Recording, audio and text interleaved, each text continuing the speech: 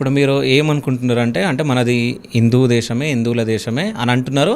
మళ్ళీ ఇప్పుడు లేదు, అది చట్టపరంగా ఇప్పుడు లేదు, చట్టపరంగా లేదు, సో మళ్ళీ అది రావాలి అని అంటున్నారు. ఇప్పుడు గుళ్ళు గవర్నమెంట్ అండర్ లో ఉన్నాయి.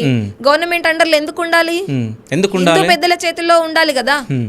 ఇప్పుడు మరి మసీదులు, చర్చిలు లేవు కదా, గవర్నమెంట్ అండర్ లో లేవు కదా, వాళ్ళ డబ్బులు. నేను అడిగిన మీరు సమాధానం చెప్పలేదు. అదే ఇప్పుడు చెప్తాను, ఆ టాపిక్ డైవర్ట్ అయిపోయింది. ఇప్పుడు హిందువులు గుళ్ళకెళ్ళేసి, అంటే ఎవరైతే మీరు అన్నారో ఎంతో కొంత డబ్బులు పెట్టుకునే హిందువులు టికెట్లు తీసుకోనో లేదా లైన్లలో ఉండో ఏదో పద్ధతిలో వెళ్ళి మొత్తం మీద నిధి వస్తుంది కదా గుడికి, దేవాలయాలకు నిధులు వస్తున్నాయి కదా, దేవాలయాల భూములు ఉన్నాయి కదా, దేవాలయాలలో గోచర భూములు ఉన్నాయి. అంటే దేవాలయాలకు అనుసంధానంగా గోశాలలు, ఆ గోవులు తిరిగి పచ్చిగడ్డి మేయడానికి కావాల్సినంత వందల వేల ఎకరాల భూములు ఉండేవి.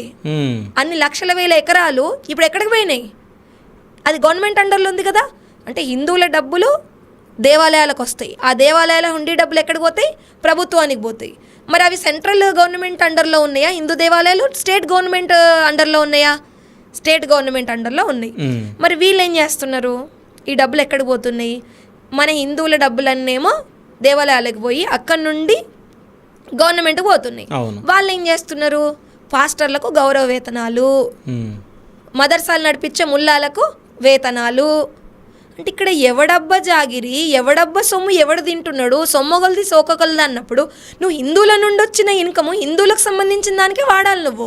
మరి మసీదులకు సంబంధించి అక్కడ హుండీ లేదు, గవర్నమెంట్కి ఆ డబ్బులు ఎండోమెంట్లో లేవు అంటే ఒకటి వాళ్ళ నుండి గవర్నమెంట్కి రావు, మన హిందువుల నుండి గవర్నమెంట్కి డబ్బులు వస్తాయి, మళ్ళీ ఆ డబ్బులను నువ్వు ఇంకోనికి వాడుతున్నావు. అంటే ఇక్కడ ఏం జరుగుతుంది అసలు? అప్పుడే 1947లో భారతదేశం, హిందుస్థాన్, పాకిస్తాన్, హిందువులకు ఈ దేశం, ముస్లింలకు ఆ దేశం అని విభజన జరిగిందా లేదా? ఇది అందరూ జగమెరిగిన సత్యమా? మరి విభజన